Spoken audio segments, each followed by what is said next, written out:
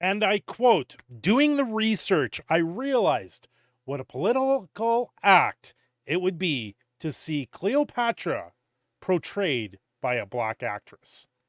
Yes, yes, I'm going to dive into the Queen Cleopatra controversy that has taken the internet by storm because it got a 1% on Rotten Tomatoes. It's not every day that you see a 1% audience score and a critic score of 11%. They only had 9 reviews of critics for the season 1 of Queen Cleopatra on Netflix. This is something I've never seen quite like this before, where the scores are so bad that it doesn't even stand on the ground that they did this as a political act to make Cleopatra portrayed by a black actress. Now, traditionally, she is Greek, and the Egyptians are actually suing Netflix over this because they believe what they've done with the story was falsify facts.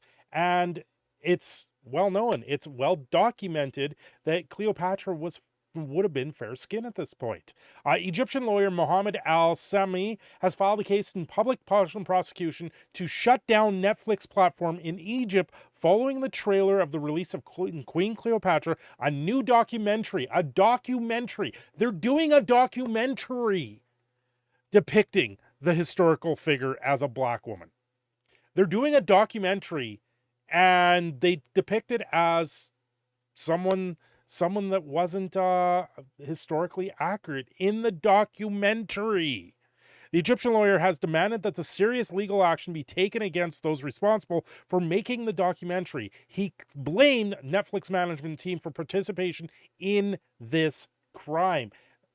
It comes down to, if you're falsifying facts in a nonfiction story as a documentary story, then I'm sorry, it's not there. It's you can't put the label that it's nonfiction because it becomes a fiction story at that point. It's pulling the wool over your eyes at this point, and yeah, that's it. You know, Dark Horse by Katy Perry was it was a song that actually created its own controversy because someone sued her over the melody, one of the melodies that were in the song, and they actually won their case. But still, the video has millions of views today, and there is absolutely no one upset with that video other than the melody side of the lawsuit, where they said that this was stolen. It was kind of like the Vanilla Ice situation versus Queen with the Ice Ice Baby riff. It's kind of that similar thing, but it was more of in the middle of the song than at the start or the end.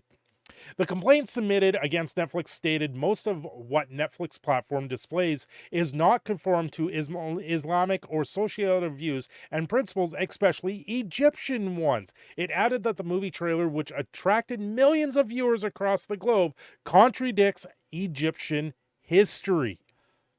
Right, and then you go into the Variety article. Queen Cleopatra director speaks out. What bothers you so much about a black Cleopatra? Well, what bothers them is that it's not accurate to the depiction of who Cleopatra was.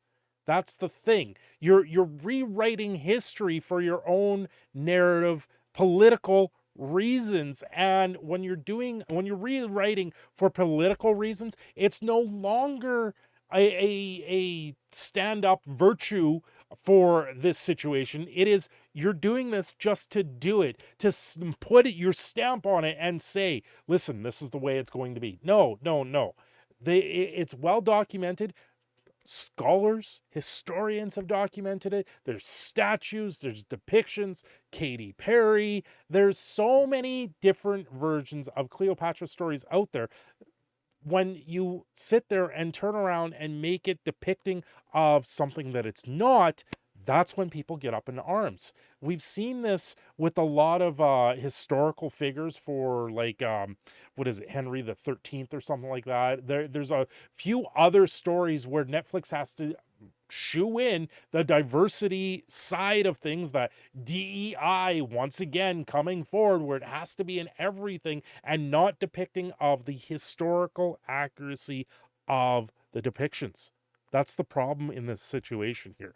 Now, originally, it sounds like they were going to cast either Angelina Jolie or Gal Gadot in the running as Cleopatra, and I think they would have done well, especially with those big names behind it. But no, they went with someone that isn't really well known. They went with what is it? Will Smith's ex-wife, Jada Pinkett Smith, directing this story. I believe that's who it was. It's absolutely ridiculous that, oh no, she was the producer. She was the producer on it. It's absolutely ridiculous to shoehorn that in, especially from someone that's gone through all their mired controversy with the Oscars and the slap that was heard around the world.